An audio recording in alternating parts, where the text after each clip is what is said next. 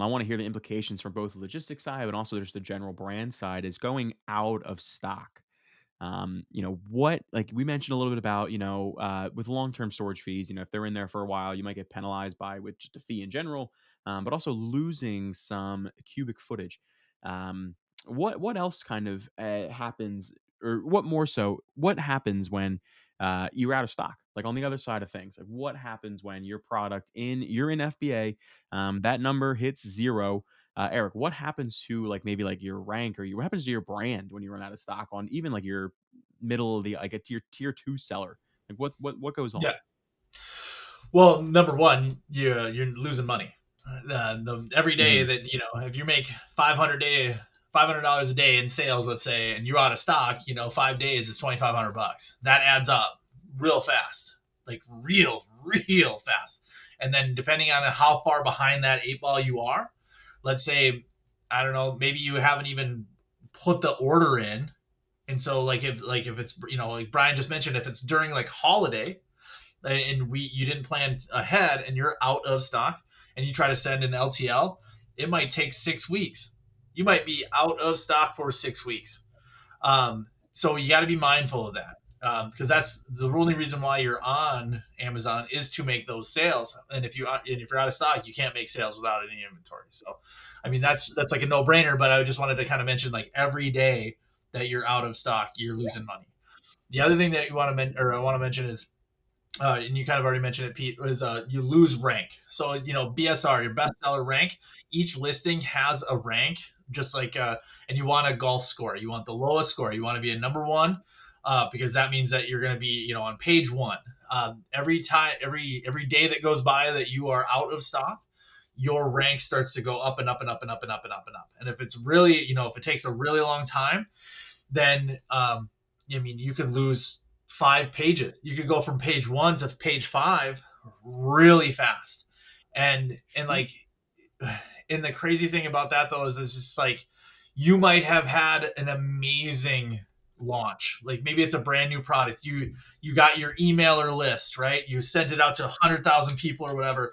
You have an integrated marketing communication plan. You got social media blasts, and you did some press releases. You did this and you did that and whatever, and it went really great. And making money hand over fist, and you got that product all the way to page one. The moment you stock out, that entire effort is completely wasted, because now your BSR starts to tank. So you have to be really, really careful. And, if you start to think that you're going to run out of stock, you want to start pulling back on your advertising. You might want to start pulling back on expansion, right? If you're selling in Canada, the UK, Mexico, Brazil, whatever, US is always going to kind of be that number one marketplace most of the time. Some products are going to be a little bit, it doesn't really matter anyway. Point being is, you want to take Yeah. and make sure that your number one marketplace has inventory, so you might want to start pulling back on certain areas. But anyway, I think you guys get the point. Like, it's detrimental to an account after all of the effort, your time, your blood, your sweat, your tears, all of that stuff to get your brand ranked and your product selling and money in your hand. And as soon as you stock out, it's kind of all over.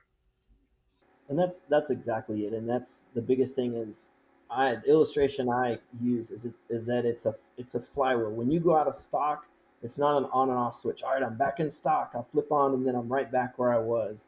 It's a flywheel. Now you've got to build up that momentum to get you back to where you were, and it's pretty detrimental. And especially, you poured in some money for advertising and you put all that up front, and now it kind of gets lost when you go out of stock. So it's pretty important, and that's why, I think it's important too not to do any launches in Q4. You want to get out of that expensive time for warehousing to make sure you have enough stock when you go to launch a product, so that you can continue that momentum and make sure there's more than enough as far as in stock, so you don't go out of stock, because it just really it just throws a wrench in everything when you go out of stock.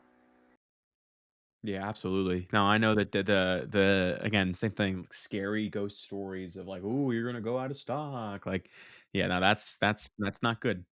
I got the punchline too, like, they're already in the house, right? That old story. They're in the house, the They're in call the came from house. upstairs.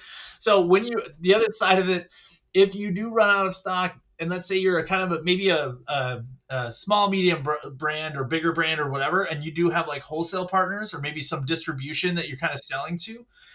Now you're not there to protect yourself, and so now you're going to have other sellers taking your buy box. They're going to come in and take it.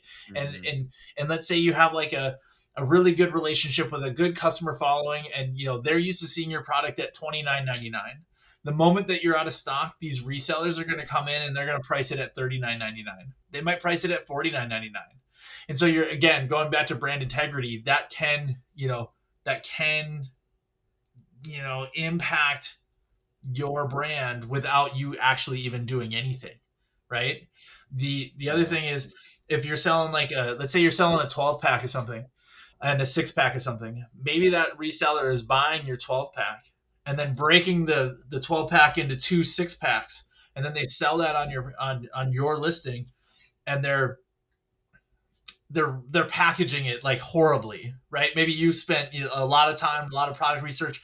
You have this really beautiful box. You open that box, it's absolutely fantastic. But now that whole brand, that customer experience of opening that box is now ruined because of these other resellers kind of repackaging and redoing your vision. Yeah. No, I know that could be detrimental as well. I know we talked to a lot of people about, even people that aren't on Amazon, like, that's a whole other episode for the branding department. But if your products are on Amazon and you're not, you have no control about how people perceive them and how that's being shown off to these customers. So yeah, absolutely.